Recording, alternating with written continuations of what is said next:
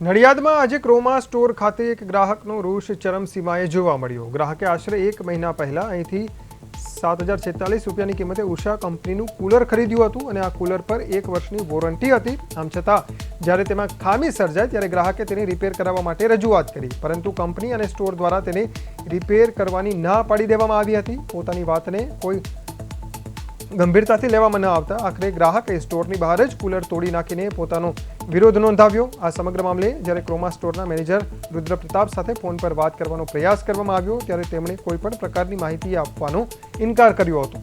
તેમણે કહ્યું કે હું ઓથોરાઇઝ્ડ પર્સન નથી તેવું કહીને મીડિયાને જવાબ આપવાનું તેમણે ટાળ્યું। આ ઘટના બાદ ગ્રાહક સેવાના નામે ચાલતી દુકાનોની પોલ પણ ખુલી ગઈ। હવે આ મામલે તંત્ર કે ગ્રાહક સુરક્ષા વિભાગ શું પગલાં લેશે તે જોવું રહ્યું।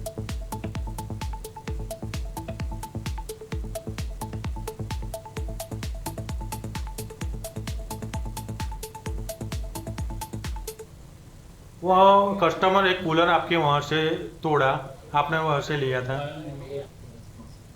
क्यों ऑथोराइज पर्सन क्यों नहीं? आप इधर के मैनेजर हो फिर भी क्यों नहीं आप जवाब देने चलते? आपके वहाँ से नहीं लिया था कूलर? आपके वहाँ से लिया था कि नहीं लिया था? नहीं लिया था आपके वहाँ से? आपके वहाँ से कूलर लिया था, बिल भी है, मौदा का बंदा है, फिर वारंटी भी था, 1 महीने का बिल है।